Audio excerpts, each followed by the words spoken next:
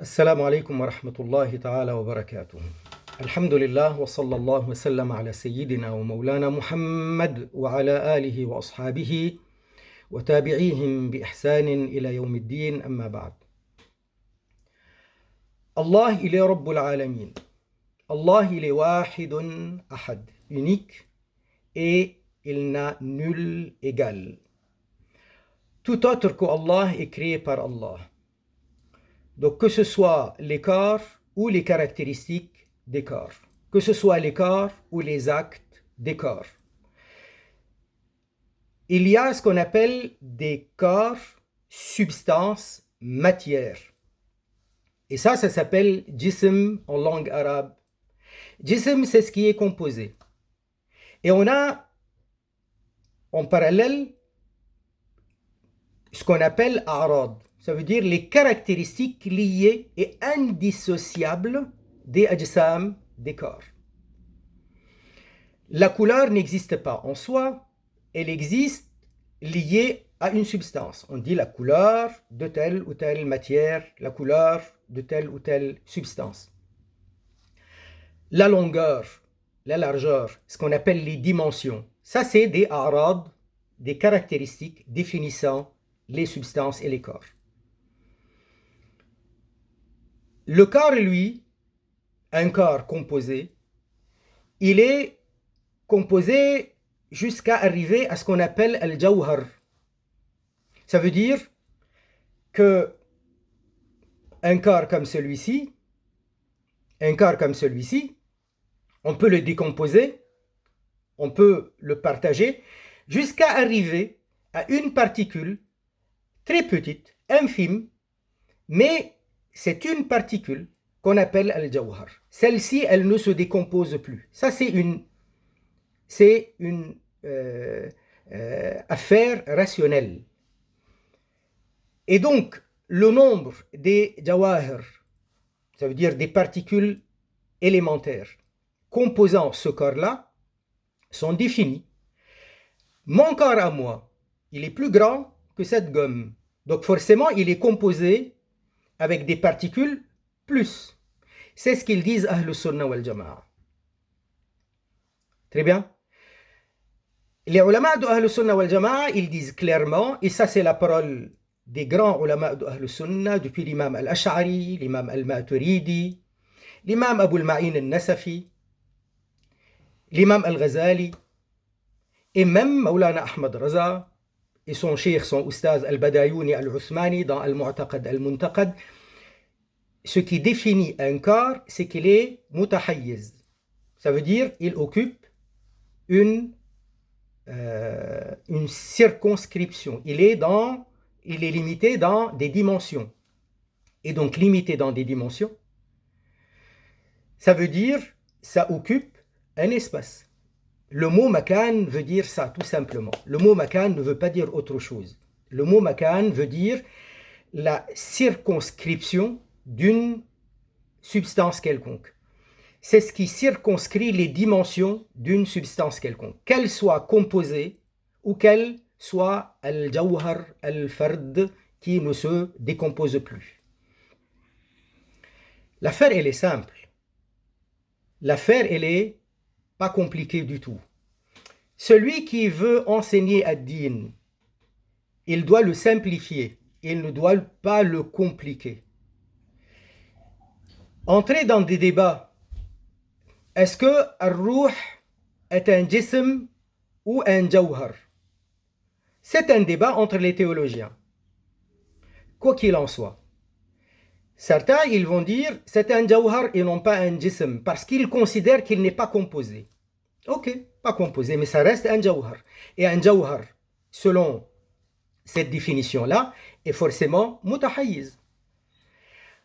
Le ruh de n'importe qui, c'est en l'être vivant. Tant qu'on est vivant, on a le ruh en nous. Nous sommes donc quelqu'un, un corps. Donc il y a un lieu, un espace, un endroit. On meurt. Malak al-Maut, il prend notre ruh, il l'amène ailleurs. Très bien, il la déplace. Il la sort d'un endroit à un autre. On dit, Malak al-Maut, il prend le ruh du corps de l'être vivant, il meurt. Les malaïkas qui attendent à côté, malaïkatul rahma ou malaïkatul azab, wal-iyazu billah, ils prennent un ruh et ils montent avec un ruh au ciel. Si c'est un taqi, il continue à progresser d'un ciel à un autre jusqu'à Sidratul Muntaha. Puis après, un ruh rejoint le corps, de nouveau sur la terre, dans le qabr. Et puis après, on reste avec son ruh jusqu'à la décomposition du corps.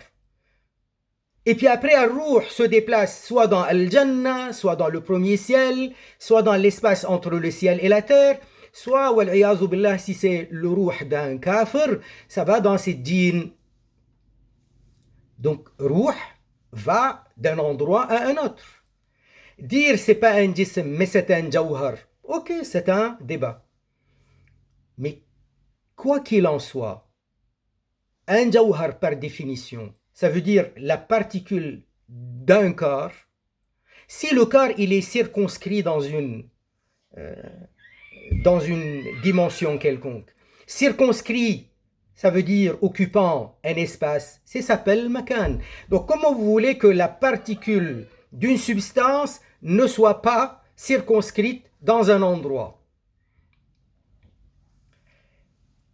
L'affaire n'est pas compliquée. L'affaire, elle n'est pas compliquée. Pas dans un makan, ça veut dire on n'a pas compris. Qu'est-ce qui est pas dans un makan? Ce qui n'est pas substance, ce qui n'est pas corps, ce qui n'est pas particule d'un corps.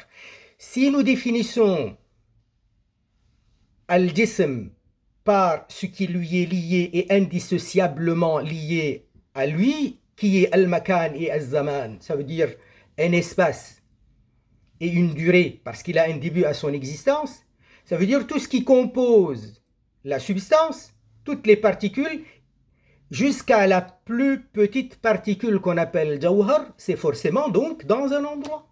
Vous voulez que le corps soit dans un endroit et les particules qui composent le corps ne soient pas dans un endroit? C'est irrationnel et c'est contraire aux enseignements de Ahl Sunnah wal Jama'a de toute façon. Est-ce que maintenant l'imam Al-Ghazali, rahmatullahi ta'ala alayh, a écrit ce livre qui s'appelle Al-Ajwiba Al-Ghazaliya ala al-Masail Al-Ukhrawiyya? C'est un mensonge. L'imam Al-Ghazali n'a pas écrit ce livre. L'imam Al-Ghazali, on lui a attribué faussement et mensongèrement plusieurs livres, y compris celui-ci.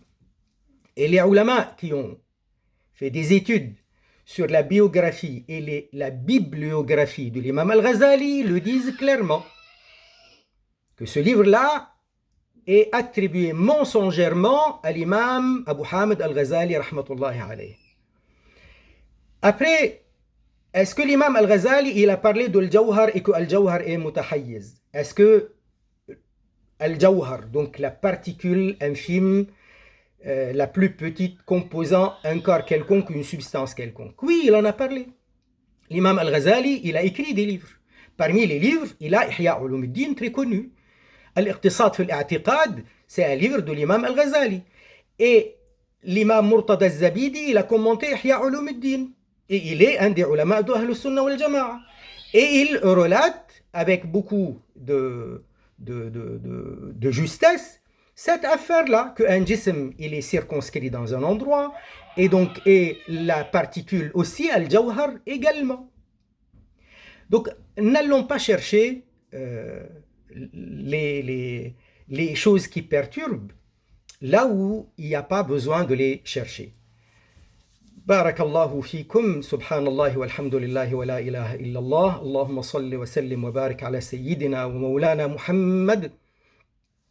Ad-din, c'est ce qui nous vient du Coran et de la Sunna. Et les ulama de l'islam, ils ont la vertu et la particularité et la grande loyauté qu'ils n'ont pas inventé des choses, ils ont tout simplement repris et expliqué et développé.